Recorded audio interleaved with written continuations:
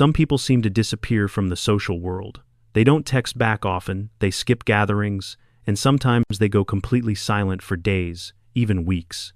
From the outside, it's easy to label them as distant, antisocial, or uninterested in others. But what if that assumption is completely wrong? What if their silence isn't rejection but something deeper, something psychological? The truth is, people who rarely socialize aren't avoiding life or lacking social skills. In many cases, they experience connection in a fundamentally different way. Their minds process interactions more intensely, their energy drains faster, and their need for meaning outweighs the need for constant presence. This isn't about being cold or disconnected, it's about how their brain is wired. And once you understand that, their behavior starts to make a lot more sense. At first glance, people who rarely socialize are often misunderstood. They're labeled as antisocial, withdrawn, or even arrogant, but that's a shallow interpretation of a much deeper reality. In psychology, being antisocial actually refers to a pattern of behavior that disregards others. And that's not what's happening here at all. These individuals don't dislike people, they simply relate to social interaction in a different way. Their brains are wired to process emotions, conversations, and environments with greater intensity, which changes how they engage with the world. Instead of seeking constant interaction, they prioritize meaning, energy, and emotional balance. This difference isn't a flaw, it's a distinct psychological pattern. And when you look closer, you'll start to notice a set of consistent traits that explain their behavior.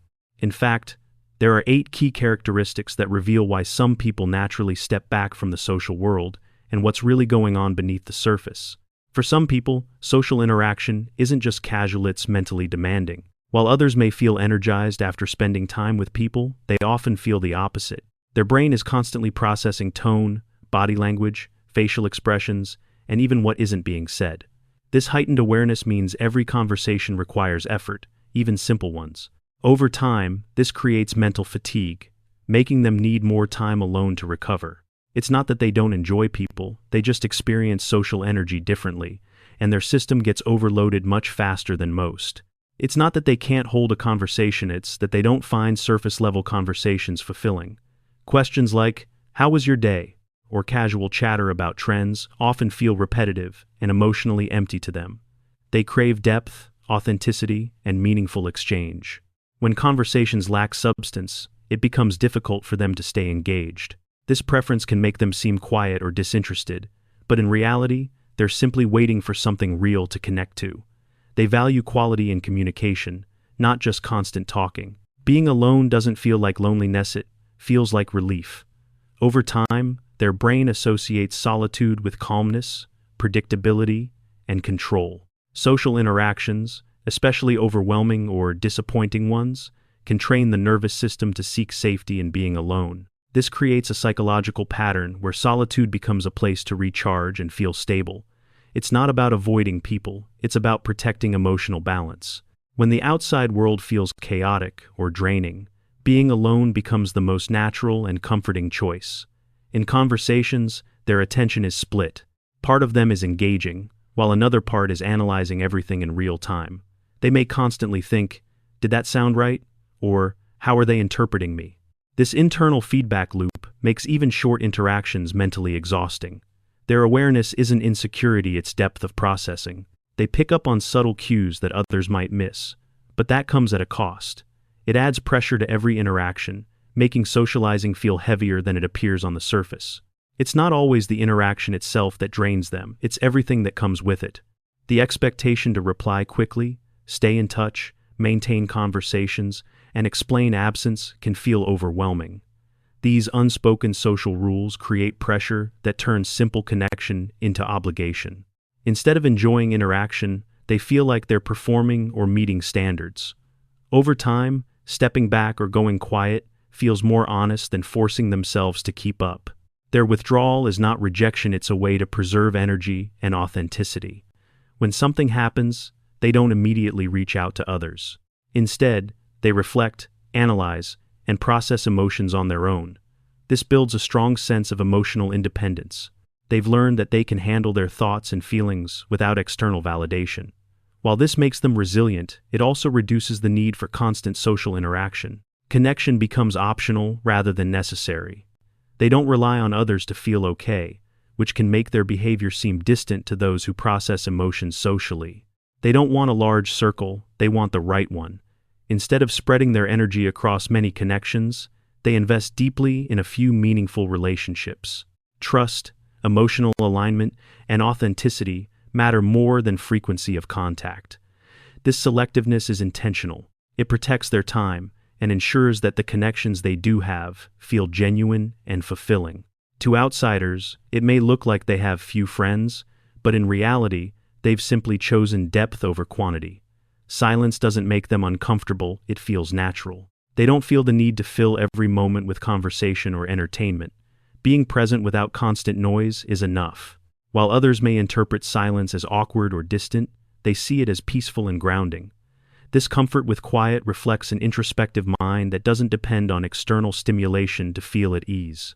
In fact, too much noise or forced interaction can feel overwhelming, which is why they often prefer calm, quiet environments.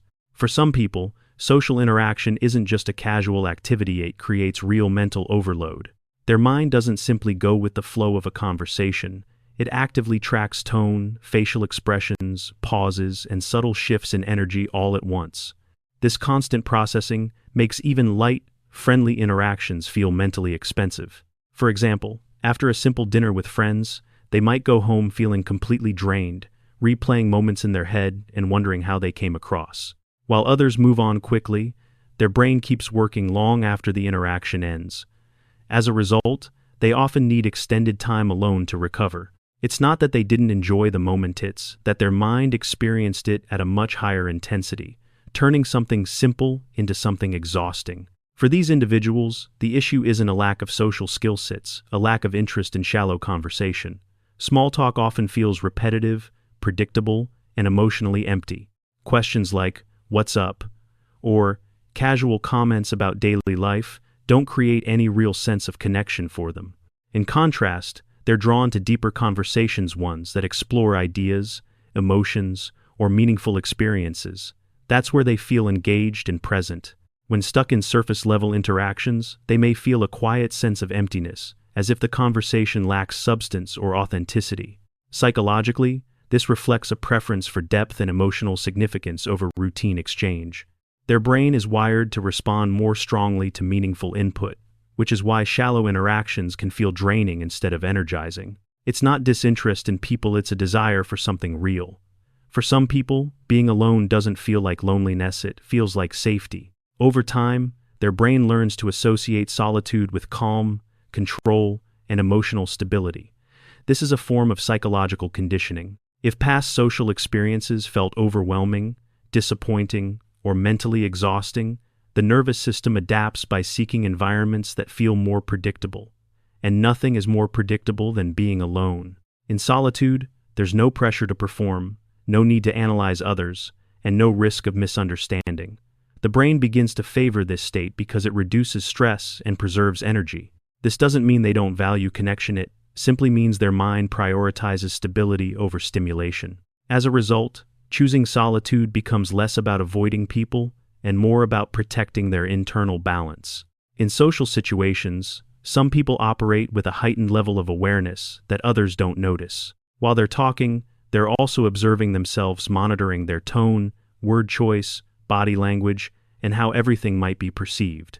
This constant self-monitoring creates a kind of mental split. One part of them is engaged in the conversation, while another part is analyzing it in real time. As a result, even simple interactions can turn into overthinking loops. They may replay what they said, question how it sounded, or worry about how it was interpreted. This isn't necessarily insecurity, it's a deeper level of cognitive processing. Their mind naturally picks up on subtle details, but that intensity makes socializing feel heavier and more demanding than it appears from the outside. For many people, it's not the interaction itself that feels exhausting, it's the pressure that comes with it. The expectation to reply to messages quickly, keep conversations going, check in regularly, and explain periods of silence can start to feel like a constant obligation. Instead of natural connection, it begins to resemble a kind of social performance, where they have to meet unspoken standards just to be seen as normal or engaged. This creates an invisible weight. Even relationships they genuinely care about can feel draining when they're tied to ongoing maintenance. Over time, stepping back or going quiet feels more honest than forcing participation. Their withdrawal isn't about rejecting people, it's about protecting their energy and avoiding the stress of constantly performing in ways that don't feel natural to them. Some people are naturally wired to process their emotions internally rather than externally. When something stressful or emotional happens, they don't immediately reach out to others for support. Instead, they take time to reflect, think things through, and regulate their feelings on their own. Over time, this builds a strong sense of emotional independence. They learn that they can handle challenges without relying on constant reassurance or validation from others. As a result, they feel less need to share every experience or emotion.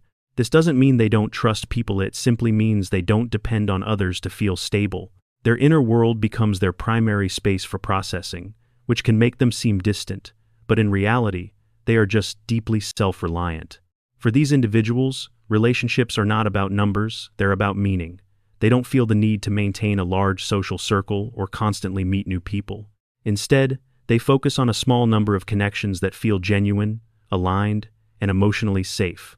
Quality always matters more than quantity. They take their time to observe, understand, and decide who truly deserves access to their time and energy. Because of this, their circle may appear small from the outside, but it is intentional and deeply valued. Every relationship they keep tends to have depth, trust, and authenticity. They would rather have a few meaningful connections than dozens of superficial ones, because for them, real connection isn't frequent, it's significant. For some people, silence isn't awkward, it's comfortable.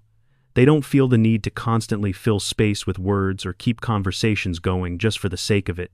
In fact, silence can feel grounding, even peaceful. While others may interpret quiet moments as tension or disinterest, they experience it as a natural part of being present. This reflects a stable and introspective inner world. They don't rely on constant noise or interaction to feel secure or connected.